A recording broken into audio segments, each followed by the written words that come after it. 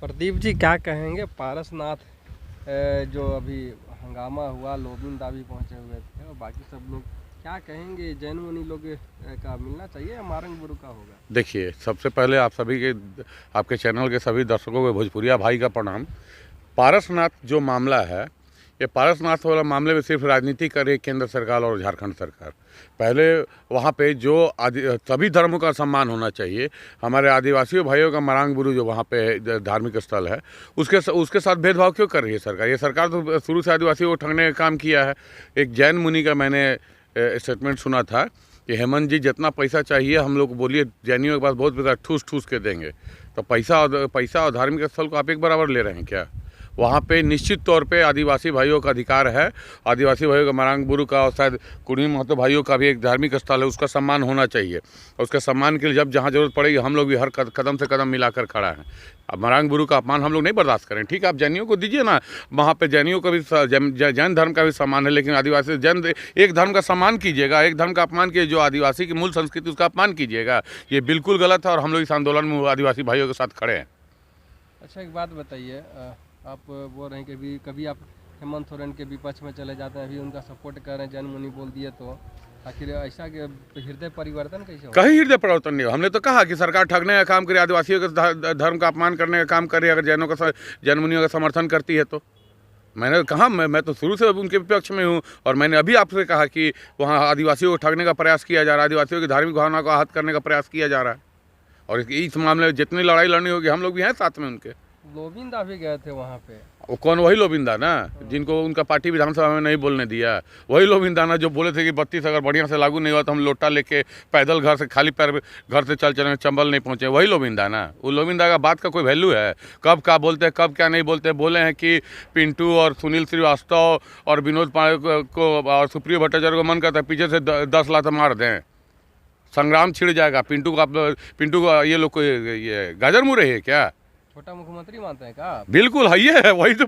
पिंटू जी सबसे मैं पिंटू जी का मैंने शुरू से कहा है कि हेमंत सोरेन में अगर 32 का समर्थन करना चाहते हैं तो इन लोग अलग करके दिखाए। देखिए, ये पिंटू जी सलाहकार हैं और मैं उनका आभार व्यक्त करता हूं कि उन्होंने मुख्यमंत्री से इस तरह साजिशन 32 पास करवाया जो कि कभी लागू ही नहीं हो सकता है। तो पिंटू जी तो हम लोग सच्चे ही तैसी हैं। अब पिंटू जी को लोबिन हेम्ब्रम बोलते। देखिए, लोबिन हेम्ब्रम का दर्द आप नहीं समझिएगा। जब से मुर्मू जी का, हेमलाल मुर्मू जी का जेएमएम की तरफ झुकाव हुआ है, तब से लोबिन हेम्ब्रम का दर्द बढ़ा है। दर्द बढ़ा है। लोबिन हेम्ब्रम में ताकत है, मैं पहले भी बोला था। और सच्चे आदिवासी हैं। जेएमएम इतना खराब है तो क्यों जेएमएम में है?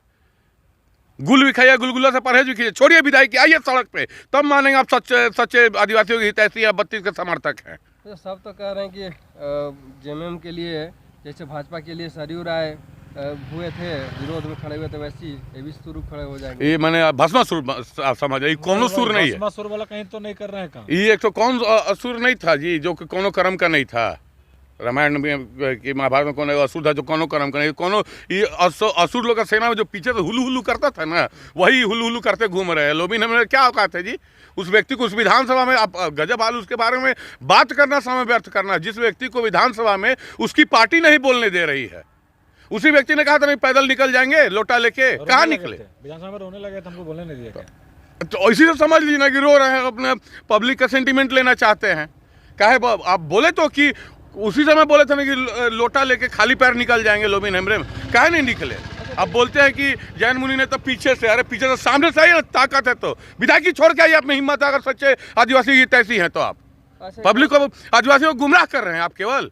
अच्छा, एक बात बताइए, आप बोल रहे हैं कि ऐसे है तो लोबिन जी को निकाल का नहीं रहा जेएमएम, इतना ताकते था तो? देखिए, लोबिन जी यूजलेस फेलो, आप समझे है ना। यूजलेस फेलो है। उन 3 में है ना 13 में, उनका कोनो गिनती नहीं है। वो कब का उस व्यक्ति का देखिए अस्तित्वहीन व्यक्ति है, इसलिए कि जब विधानसभा में रोया कि हमको बोलने नहीं दिया, फिर कैसे क्या विधानसभा में हम लोग अस्तित्व रहता ना, कलेजा में ताकत रहता ना, उसी दिन विधायकी छोड़ देते। सरयू राय टाइप का बिल्कुल चैलेंज करके छोड़ देते, मुख्यमंत्री के हरा देते। अब देखिए, पिंटू इस सब के विरोध में वाला कोई वैल्यू नहीं मिलता इसे ना, तो चिल्लाएगा सो जाए, चिल्लाएगा तो वैल्यू मिलता है। हेमंत जो है ना, कोड़ा चलाने वाला मुख्यमंत्री है। कितना विरोध हम लोग भी कर दिए, कोई असर पड़ा?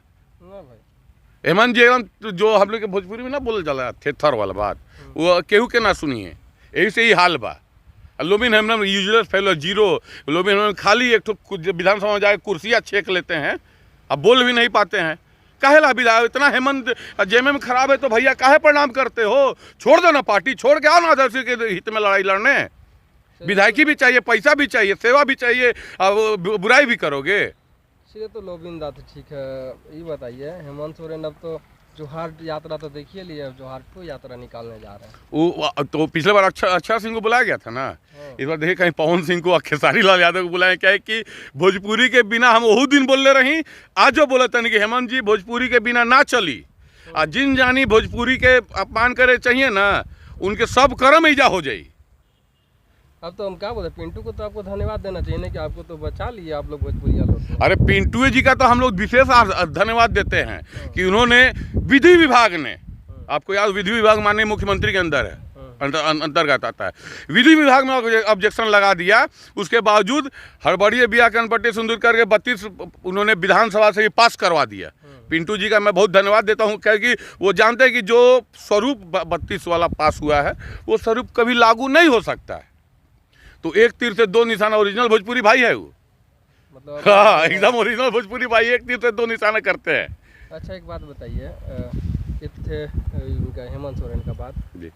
अच्छा 32 पे वहाँ केंद्र सरकार को भेज दिए और यहाँ राजभवन भेज दिए, नहीं ये तो वो आगे जाने के लिए भेज हाँ, दिए ना पास हाँ, करके।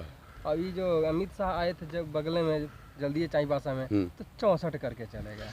देखिए अमित शाह ने क्या कहा, बहुत सही बात कही। अमित शाह ने चाईबासा में कहा कि हेमंत जी कुर्सी छोड़ दीजिए, आपसे झारखंड नहीं संभाला तो हम रोजगार देंगे। केंद्र में दिले ना 7 दूनी 14 करोड़ जन मिलल बना। हेमंत अमित जी अभी रहे दी, हेमंत से 5 लाख के 5 लाख सालाना वाला से 25 लाख के हिसाब लिया जब चुनाव हुई था।